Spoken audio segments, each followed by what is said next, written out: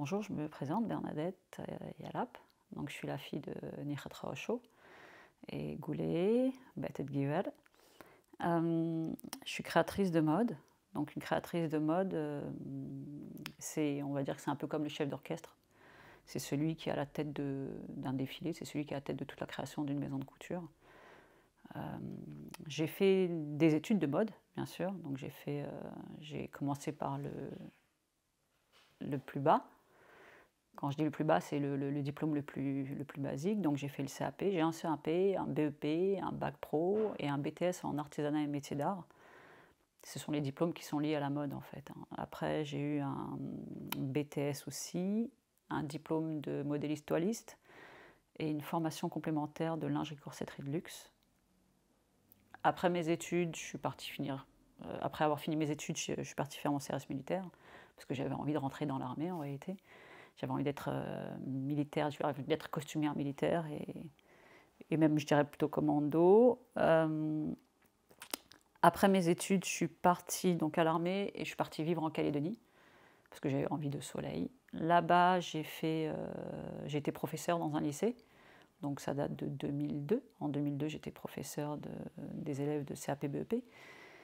L'année suivante, je me suis retrouvée à faire des défilés pour la ville de Nouméa, donc pour la capitale. J'ai dû faire 5 défilés sur le recyclage, donc le recyclage des tenues militaires, le recyclage d'autres matières naturelles. Et de par ce fait-là, je suis passée à télé, radio, journaux.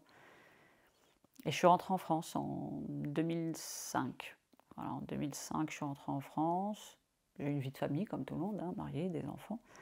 Et après, je me suis retrouvée à travailler, à être formée chez Hermès. J'ai été formée 6 mois chez Hermès. J'ai travaillé chez Louis Vuitton, chez Max Shaoul. Donc Max Shaoul, c'était un créateur de robes de mariée à l'époque qui était le premier mondial. On faisait des robes entre 6 000 et 48 000 euros. J'ai travaillé chez Delphine Manivet, qui est pareil, une créatrice de robes de mariée luxe, mais plus pour les parisiennes. Et après, j'ai travaillé pour moi, beaucoup pour moi.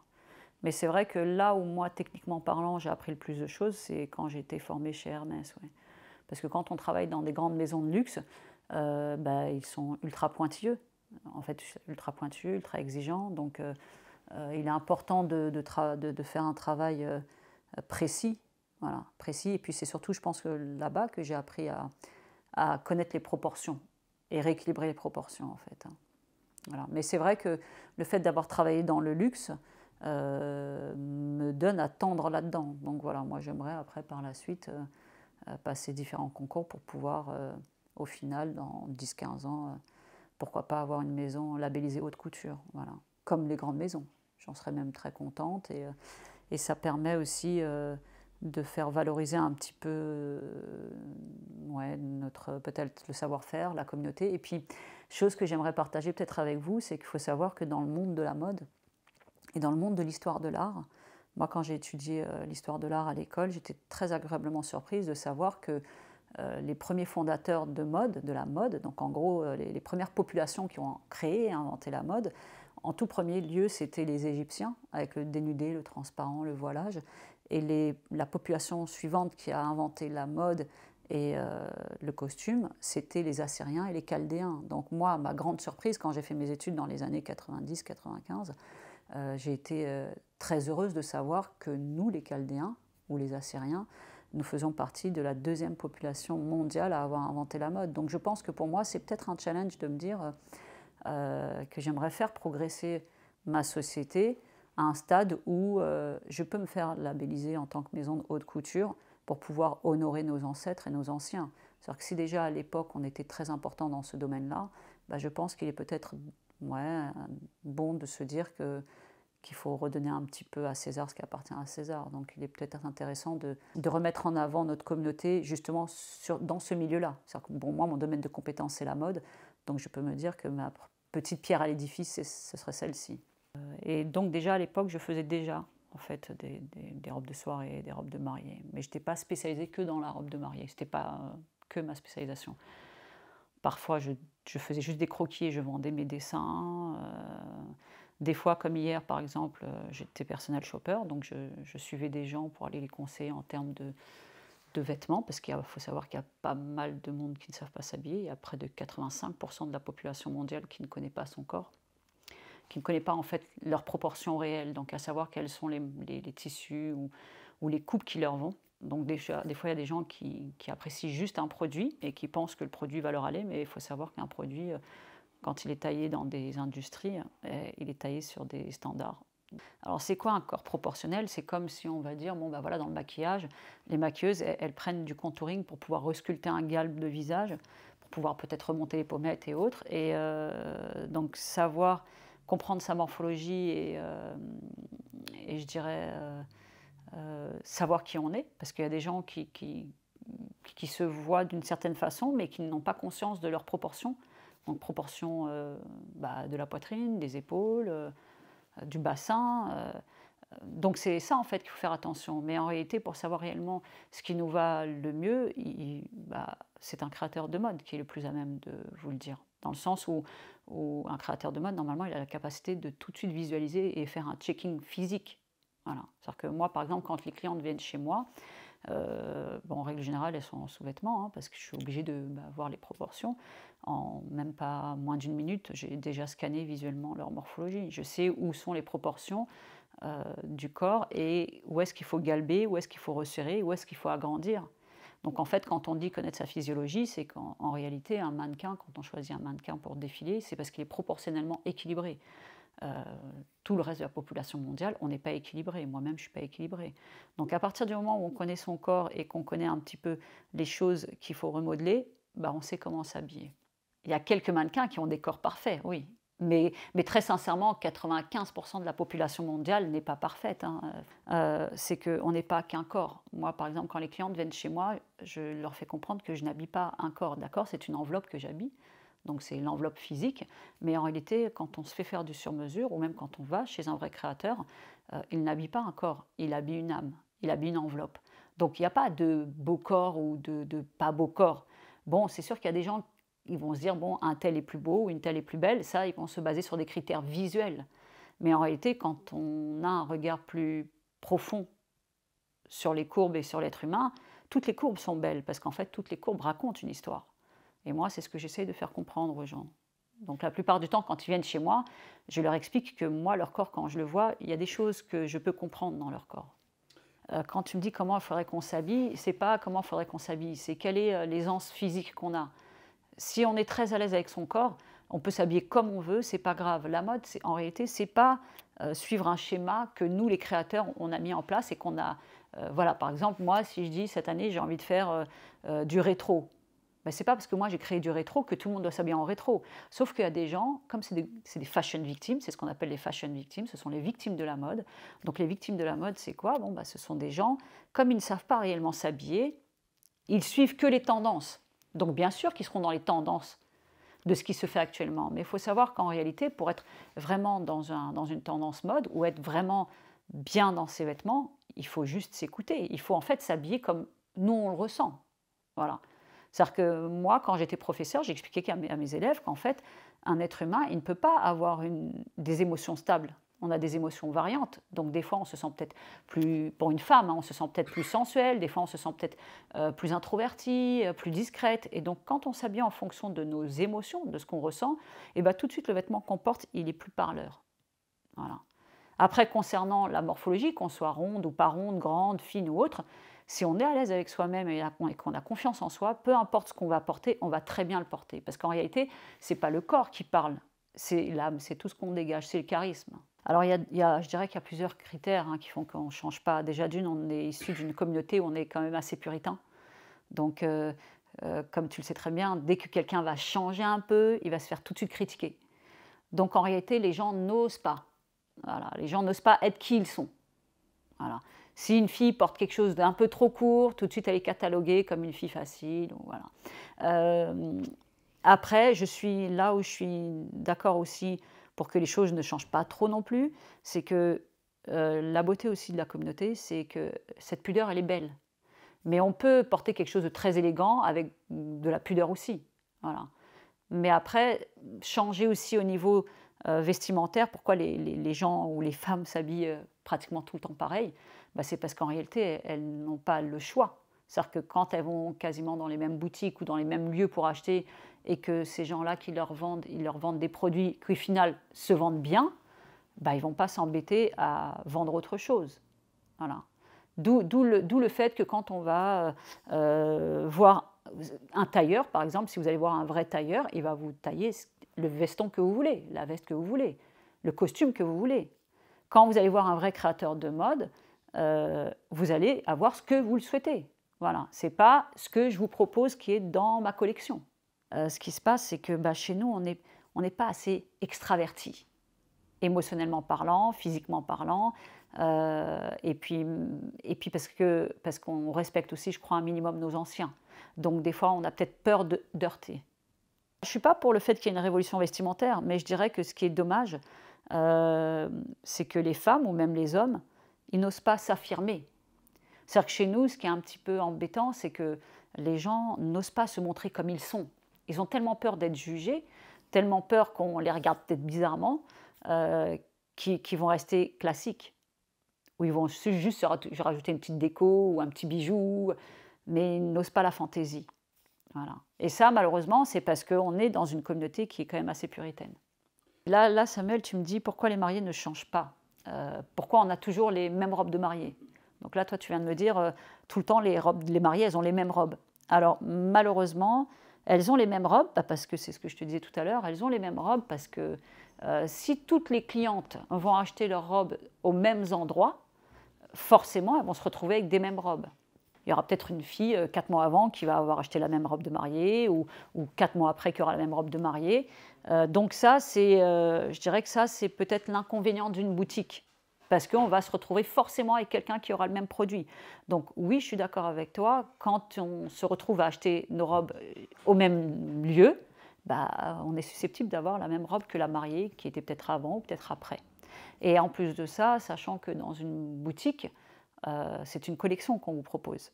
Voilà. Donc quand on vous propose une collection, c'est un choix parmi, je ne sais pas, 50, 100, 200 produits, mais c'est un choix. C'est-à-dire que le choix il est prédéfini et vous choisissez.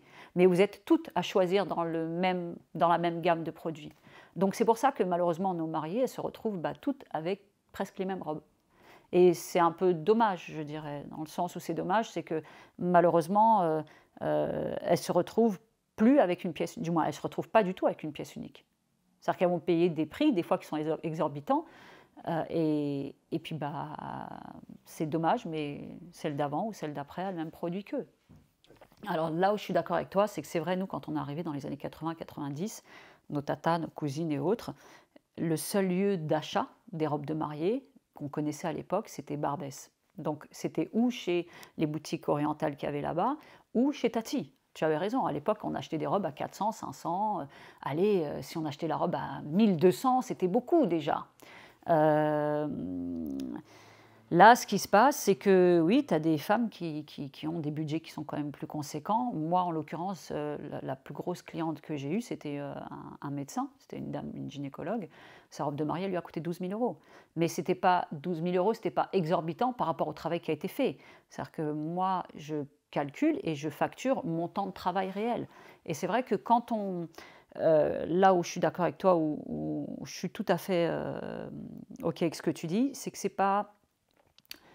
que c'est pas logique d'aller payer des robes qui coûtent cher quand elles ne sont pas réellement faites sur mesure. Parce qu'il faut savoir que même en allant sur Paris, même chez des créateurs à Paris, les clientes, par exemple de chez nous, qui mettent des 6 000, des 8 000, des 10 000, parce qu'il y en a, des 15 000, elles sont largement capables d'être servies par des vrais créateurs de robes de mariée. C'est-à-dire qu'elles peuvent, à partir d'un budget de même de 4 000, 4 500, on peut se faire une robe sur mesure.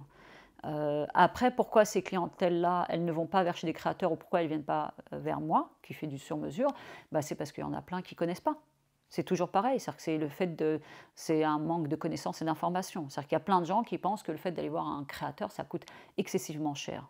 Alors oui, un créateur qui est placé, on va dire, sur les Champs-Élysées, ou qui a un nom qui est déjà bien égal à, on va dire, Dior, Lacroix ou autre, bien sûr que vous allez payer, parce que là, vous payez l'expertise, vous payez le nom, donc la marque.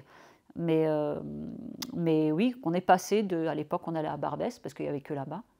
Maintenant, on va dans des boutiques qui sont avoisinantes de la région de Sarcelles.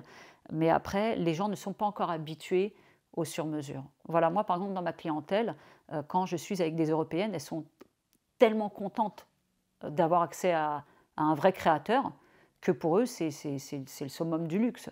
Voilà. Mais c'est pour ça que l'approche n'est pas la même. Moi, quand j'ai des clientes françaises et quand j'ai des clientes de chez nous, des chaldéennes, déjà même de la façon dont j'ai le contact avec elles, moi, une cliente française, elle est plus qu'heureuse de se dire qu'elle se fait réellement faire sa robe sur mesure.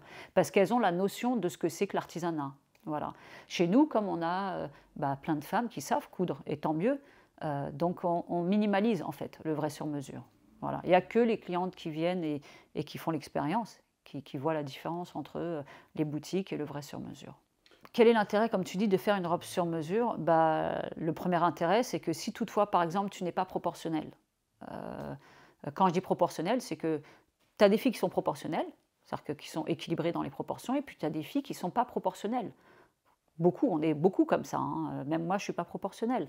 Donc ce qui se passe, c'est que quand on n'est pas proportionnel, l'avantage qu'il y a d'aller se faire une robe sur mesure, c'est qu'on peut se regalber le corps. Donc moi, par exemple, quand les gens viennent chez moi, je peux resculpter un peu les morphologies. Donc en l'occurrence, moi, une femme qui n'a pas beaucoup de poitrine, sans faire de chirurgie, chez moi, elle va se retrouver avec une poitrine qui est galbée et maintenue et remontée.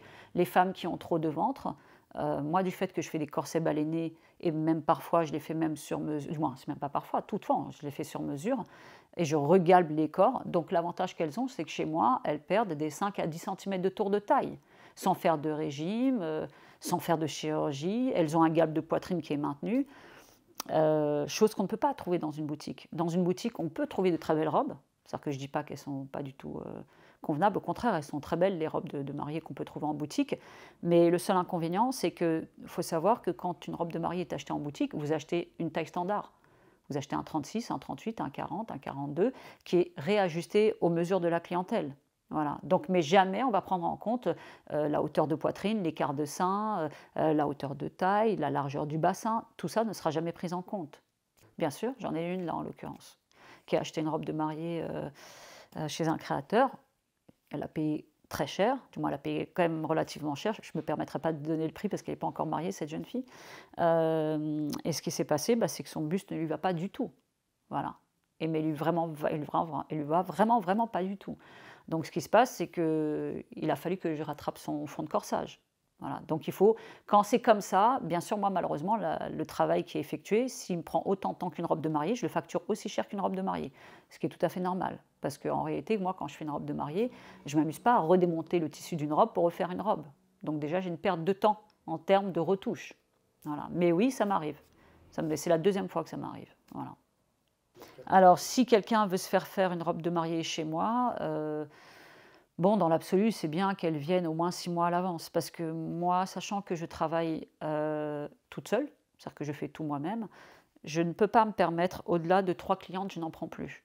Voilà. Parce que moi, j'ai besoin de quand même passer du temps avec la clientèle, et sachant que c'est moi qui fabrique tout, et qui conceptualise tout le produit, je ne peux pas me permettre de faire des produits en série. Donc, bien sûr, plus on arrive tôt, et plus vous êtes sûr que moi, je vous check. C'est-à-dire que plus vous êtes sûr d'être bloqué.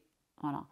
Parce que moi, là, par exemple, dernièrement, j'ai 3 autres personnes qui m'ont appelé, mais moi, jusqu'à fin septembre, je ne peux pas. Donc, malheureusement, cette clientèle-là, je ne peux pas la prendre.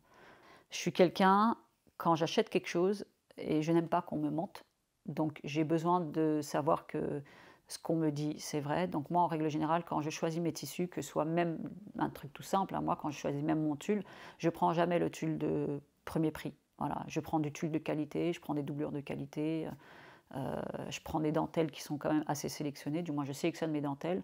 Parfois les dentelles, je les sélectionne en fonction du motif, parce qu'il faut savoir qu'un motif ou un autre ne raconte pas la même histoire. Voilà.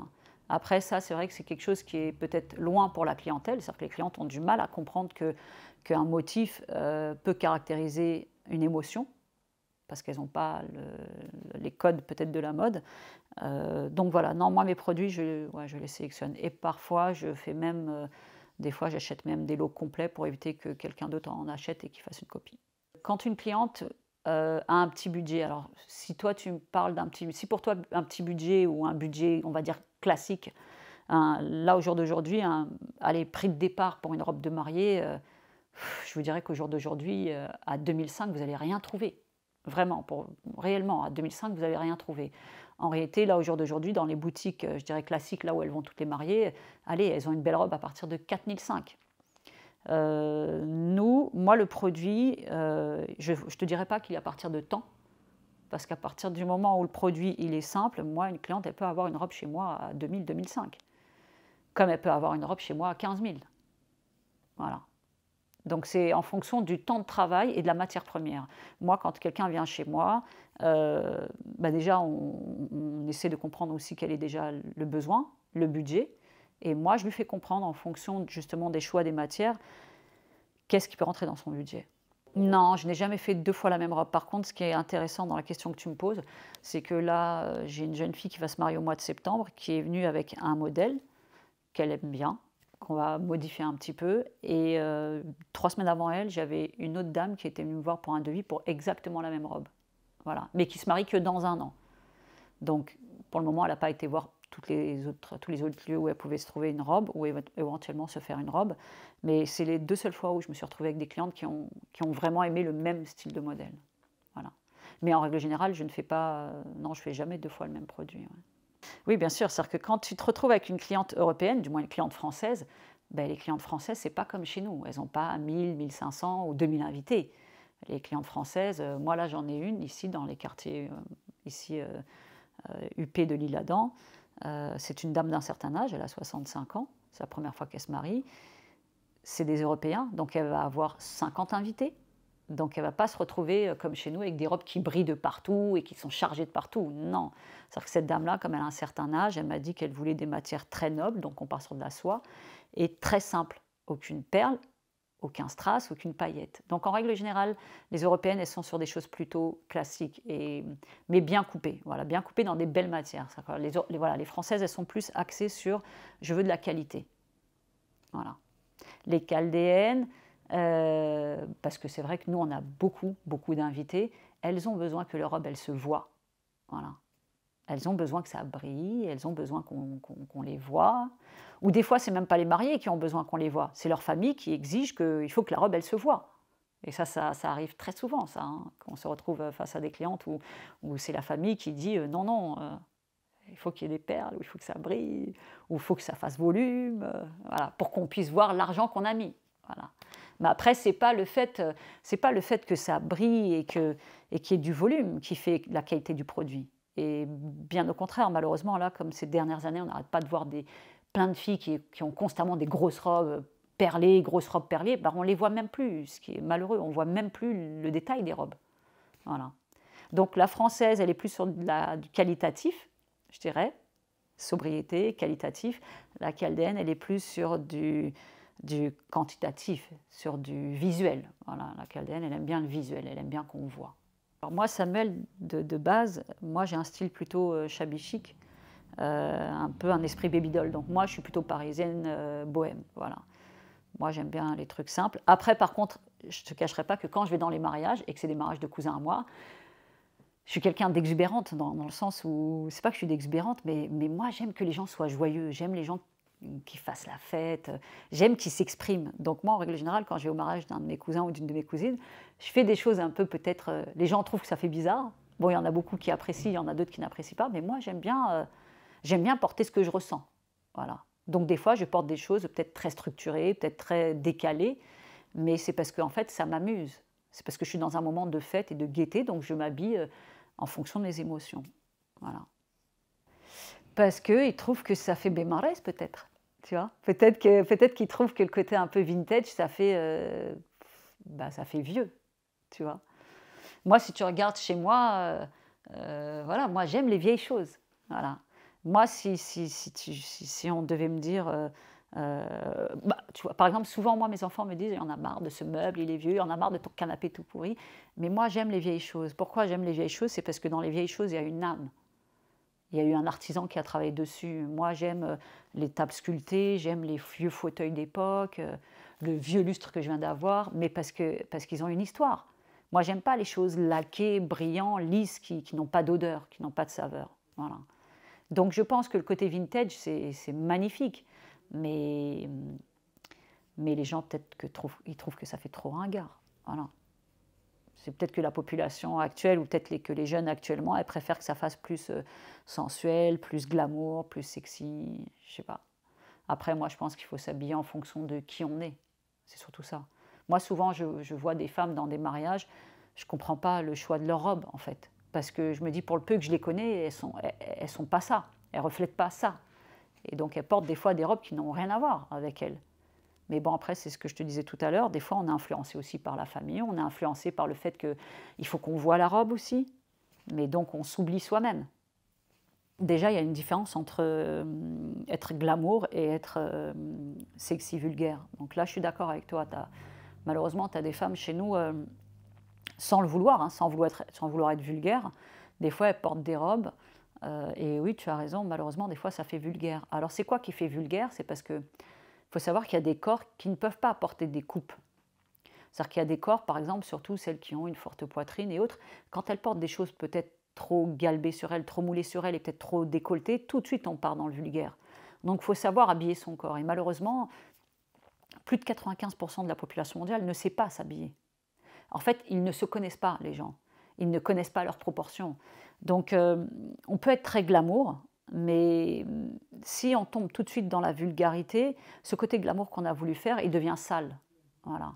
Donc on peut être, bien sûr, il y a des codes en fait pour être glamour, mais après on est aussi glamour de par son attitude, on est aussi glamour de par sa façon de se tenir, de sa façon de marcher, de sa façon de déambuler. C'est-à-dire que si on porte une robe qui est très glam et très sexy, mais qu'on ne marche pas comme convenablement, tout de suite ça dénature le produit. C'est pour ça que moi, souvent, quand les clientes viennent chez moi et que je leur fais un produit, je leur dis souvent comment se tenir quand elles ont un fond de corsage, quand elles ont un bustier baleiné, ou comment se mouvoir. Ça, c'est parce qu'il faut leur faire comprendre aussi qu'un produit reflète quelque chose et que quand on ne sait pas jouer le jeu de tout ce produit-là, bah, on dénature ce produit. Mais oui, malheureusement, des fois, chez nous, les filles, elles veulent être tellement... elles veulent rayonner des fois, qu'elles portent des vêtements trop sexy et ça part dans la vulgarité. Mais alors, c'est pas volontaire, c'est-à-dire qu'elles ne se disent pas, tiens, je vais me retrouver, je vais être vulgaire. Mais elles aimeraient peut-être être ouais, un peu glamour, quoi. Alors, je te dirais que pour les hommes, comme pour les femmes, l'histoire d'être tendance ou d'être dans la mode ou d'être bien habillé, c'est toujours pareil, c'est personnel. C'est est-ce qu'on est capable de s'écouter soi-même et est-ce qu'on est capable de porter des vêtements qui vont à notre morphologie et qui reflètent ce qu'on est. C'est-à-dire qu'on ne peut pas, c'est-à-dire qu'il y a des gens, comme tu dis, là, il y a des gens qui portent des pantalons qui sont pour toi trop courts parce qu'ils arrivent à la cheville. Oui, mais il y a des gens qui le portent très bien. Il y a des styles que des hommes portent très bien et puis il y a des hommes, des fois, malheureusement, ça ne fait pas beau sur eux. Mais parce que c'est comme la femme, c'est parce qu'ils ne savent pas habiller le corps dans lequel ils vivent. Donc il n'y a pas une mode spécifique qui rend plus beau ou moins beau. C'est juste qui je suis, qu'est-ce que je reflète et quelle époque ou peut-être quelle tendance j'aime le plus. Et après, s'habiller là-dedans. La dernière fois, on m'a dit, pareil, on m'avait dit, tu sais Bernadette, pour nous les Chaldéens, comme il y en a beaucoup qui sont des nouveaux riches, ce qu'on appelle les nouveaux riches, parce que c'est les gens qui sont passés d'un niveau social, je dirais, plutôt bas à un niveau social plus confortable, on a tendance à croire que plus on va payer cher, plus c'est du luxe. C'est faux, hein, c'est complètement faux. Moi, j'ai travaillé dans des maisons de luxe où les produits étaient travaillés normalement. Quand j'ai travaillé normalement, c'est que les finitions n'étaient pas plus que ça, mais les prix étaient exorbitants. Mais pourquoi? Parce qu'on payait un nom. Voilà. Le vrai luxe, ce que les Français savent très bien, le vrai luxe, c'est l'artisanat. Voilà, le vrai luxe, c'est quand on peut se payer le travail d'un artisan qui travaille pour soi. Donc le luxe, en connotation, en réalité, c'est ça. C'est d'avoir le privilège d'avoir une personne qui vient, du moins une personne qui est compétente dans son domaine, qui vient et qui travaille que pour vous. C'est ça, le vrai luxe. Donc en vrai, en réalité, si quelqu'un a vraiment, vraiment les moyens, son luxe, ce serait de se payer un chef pâtissier excellent ou de renom, de se payer quelqu'un pour se faire une voiture en sur-mesure. Voilà. Moi, j'ai un ami qui fait des voitures vintage, un peu rétro. Ça, c'est le luxe. Voilà. C'est de se payer.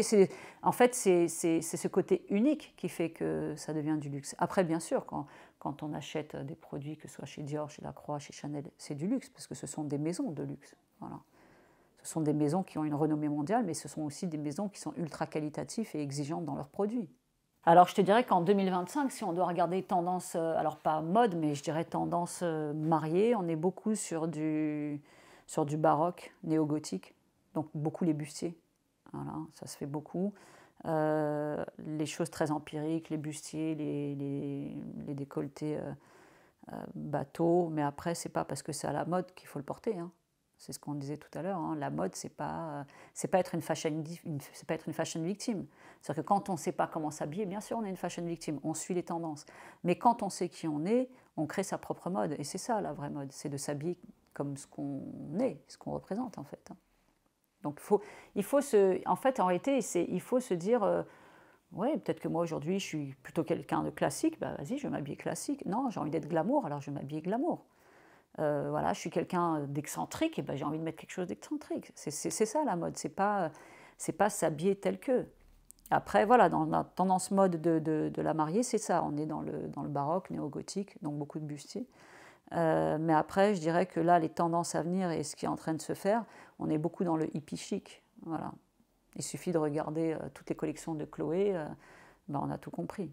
Mais après, c'est pas que le hippie chic, hein, voilà. Parce qu'il faut savoir que, pareil, comment on travaille le prêt-à-porter et comment on travaille la haute couture, il faut savoir que la haute couture, ce sont eux les chefs qui donnent la tendance aux créateurs de prêt-à-porter, donc aux créateurs de vêtements qu'on porte toi et moi et tout le monde.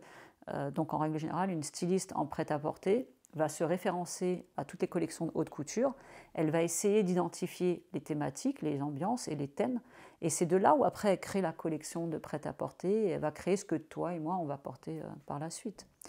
Mais ça, c'est bien sûr, c'est au bon vouloir, et je dirais à la faculté qu'a cette styliste de décoder un petit peu, voilà, les tendances mode.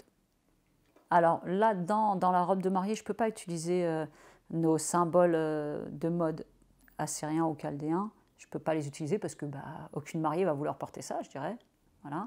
Mais par contre, moi, je sais que si plus tard j'arrive à un niveau où je suis labellisée comme maison de haute couture, moi, je serais très fière de faire une collection complète sur notre peuple. Parce que je trouve que c'est tout à fait normal de pouvoir d'honorer nos anciens. Moi, je sais que moi-même, quand je travaille, quand souvent mes clientes me disent « Oui, mais comment tu fais pour travailler? Dans quel état tu es ?» Moi, en règle générale, quand je travaille, quand j'ai besoin d'être précise ou de faire quelque chose de très technique, je suis ou dans le silence ou dans la prière. Quand des fois j'ai des doutes, parce que tout le monde a des doutes, et puis moi, je suis quelqu'un qui me remet très souvent en question, quand j'ai des doutes, moi, je prie ou je demande à mon grand-père, à Nichat Saïchemen, ou je dis à mon père, s'il te plaît, aide-moi. Donc pour moi, les racines, elles sont hyper importantes et hyper puissantes. Voilà, moi, c'est mon moteur, c'est ce qui me fait avancer. Alors toi, tu me dis, est-ce qu'il y a des boutiques qui sont plus appropriées en fonction de l'âge? Alors après, bon, je t'avouerai que déjà, une jeune fille de 10-12 ans, elle ne peut pas s'habiller chez... On va dire, si, chez Zara, elle peut s'habiller, chez Bershka, elle peut s'habiller. Bon, Bershka, oui, si elle prend du XXS, chez H&M, elle peut. Après, c'est vrai que les jeunes filles, elles sont plus attirées par le Jennifer parce que c'est un phénomène de mode. C'est toujours pareil. Quand elles vont à l'école, leurs copines, elles ne vont pas spécialement leur parler peut-être de Zara, elles vont peut-être plus parler de Jennifer. Donc, elles s'orientent là-dessus. Mais il n'y a pas des boutiques spécifiques pour les femmes, je dirais matures ou pas matures. Elles peuvent s'habiller là où elles veulent. Après, c'est vrai que les femmes d'un certain âge, c'est vrai, elles vont vers Zara, vers Mango, parce que c'est un peu plus... Ouais, c'est sobre, mais c'est bien coupé, et qualitativement parlant, rapport qualité-prix, c'est bien. Mais ça ne veut pas dire pour autant qu'ils ne vont pas trouver des bons produits ailleurs. Moi, je sais que des fois, j'achète mes vêtements chez les hommes, hein. Mes baskets, des fois, je les achète chez les hommes. Alors pourquoi? Parce que moi, j'aime le mélange de styles. Voilà, moi, j'aime le mélange de styles. J'aime ce côté masculin-féminin. Alors pas ce côté masculin-féminin pour dire que je suis un garçon, mais parce que peut-être que moi, j'ai tendance des fois, je sais que je suis assez dynamique, assez speed, assez dynamique. Je ne suis pas une femme qui peut porter des talons toute la journée, par exemple. Voilà. Je ne peux pas marcher doucement, je ne peux pas être élégante tout le temps quand je marche. Donc ça dépend de qui on est et ce qu'on représente. Donc il y a des boutiques, s'il y a des gens qui ont envie d'être que très classe, bon, c'est sûr qu'elles ne vont pas aller vers des boutiques masculines. Elles vont porter que des choses très taillées, très féminines, ultra glamour. Mais tout dépend encore de ce qu'on veut représenter et dans quel produit on est confortable. Paris est toujours la capitale de la mode. C'est-à-dire qu'en réalité, tous les créateurs du monde entier, s'ils sont ultra cotés, à partir du moment où ils viennent à Paris, leur cote n'est pas la même. Voilà. Mais c'est-à-dire que jusqu'à maintenant, Paris est toujours la capitale de la mode. Comme Paris, c'est en France qu'on trouve les plus grands artisans dans tous les secteurs de la mode, hein, dans la broderie et dans tous les autres secteurs, les tailleurs, dans tout ça. Paris, c'est la capitale aussi de la gastronomie. L'avantage qu'on a, nous, ici en France, c'est que le savoir-faire français il est hyper puissant à l'international. Voilà. Donc quand ici, un Français, peu importe le domaine de compétences dans lequel il excelle, s'il est, on va dire, s'il est dans les métiers de bouche, boulangerie, pâtisserie, cuisine, il va dans n'importe quel pays à l'étranger, il va très très bien gagner sa vie. Voilà. Parce que c'est une passerelle et un tremplin énorme, la France. Mais de ce fait, il faut pouvoir exceller dans son domaine. Voilà. Quand on excelle dans son domaine, on se vend très facilement à l'étranger. Moi, je trouvais ça génial à l'époque quand il y avait les ateliers. Moi, j'adorais cette ambiance. Hein. Moi, combien de fois je suis partie dans les ateliers, peut-être comme toi aussi. Mais moi, j'adorais cette ambiance où des fois, il fallait en urgence qu'ils livrent des quantités de vêtements et que les hommes, les gens, ils restaient dans les ateliers jusqu'à tard le soir et que même après, on se retrouvait à dîner le soir avec nos pizzas et nos trucs, nos lahmacun et tout. Moi, je trouvais ça génial. Et puis, ce que j'aimais surtout, moi, dans les ateliers à l'époque où il y avait la confection, c'est que moi, j'aime cette dynamique, cet effet groupe. Voilà. Et alors après, pourquoi ils ont quitté la confection? C'est pas à cause d'eux, c'est parce que malheureusement, il y a eu l'ouverture sur la Chine. C'est-à-dire qu'il y a eu l'ouverture sur l'import depuis la Chine. Donc en réalité, c'est pas à cause de nous les Chaldéens, c'est malheureusement l'ouverture de la Chine, elle a fait qu'il y a plus de produits qui sont importés d'ailleurs. Et je dirais que c'est un peu comme l'histoire de commander sur Internet. Voilà, il y a plus de gens qui vont commander facilement leurs robes, leurs produits ou même d'autres produits qu'on achète au quotidien sur Internet que d'aller en boutique, parce que les gens n'ont plus trop le temps. Alors moi, je te dirais que l'évolution de la femme chez nous, elle s'est quand même faite, hein, parce que faut savoir que nous, à l'époque, moi, il y a 30 ans, quand je suis partie faire mes études à Paris, on n'était que 2 jeunes filles à partir à Paris faire des études de mode, et c'était une catastrophe à l'époque. Hein. Et pourtant, je vous parle, là, je parle de Paris, hein, je ne parle pas de l'étranger. Maintenant, de plus en plus, on a des jeunes filles qui partent quand même à l'étranger faire des études, faire des stages, travailler. Alors, pour celles qui ont peut-être un mal-être, c'est peut-être dû aussi à la structure familiale. Nous, on a eu un père qui était excellent. C'est-à-dire que mon père, c'était un homme tellement bon et généreux qui nous a donné la chance d'être des femmes libres. C'est-à-dire que ce soit moi ou mes autres sœurs ou même mes frères, nous sommes totalement libres de nos pensées, de nos choix et de notre vie. C'est-à-dire que la seule chose que mon père nous avait dit absolument qu'il n'acceptait pas, mon père, il nous a juste dit « vous faites ce que vous voulez de votre vie, mais je ne veux pas entendre dire que mes enfants, je ne veux pas qu'on me dise mes enfants ce sont des menteurs, des voleurs et des tricheurs. » Donc pour mon père, à partir du moment où on était des gens honnêtes, on avait le droit de vivre comme tout le monde. Et c'est vrai que nous, du fait qu'on a eu la chance d'avoir un père très ouvert et très libre, on a eu la chance de vivre, je te dirais oui, comme tu m'as dit tout à l'heure, comme des Français, comme des Européens. Donc après, ça nous permet d'avoir aussi une ouverture d'esprit et d'être peut-être moins là, à être regardant sur que va faire l'autre, qui va faire quoi, ou à critiquer les uns ou les autres. Il n'y a aucun intérêt de critique ou de jugement, parce que quand on est une personne totalement libre, ma foi, on pense et on fait ce qu'on veut. Hein. Et c'est vrai que l'avantage qu'il y a, c'est que moi, quand à l'époque je suis partie vivre en Calédonie, c'était en 2001 ou 2002, ouais, c'était il y a bien longtemps, hein, il y a 24 ans, aucune fille n'était sortie du territoire. C'est-à-dire qu'à l'époque, partir aussi loin, c'était grave, quoi. Oui, alors j'ai la page Instagram, Dominique Simon 1977. Et puis après, on m'envoie un message et je réponds. Ou sinon, il y en a qui ont mes coordonnées via des cousines. Voilà.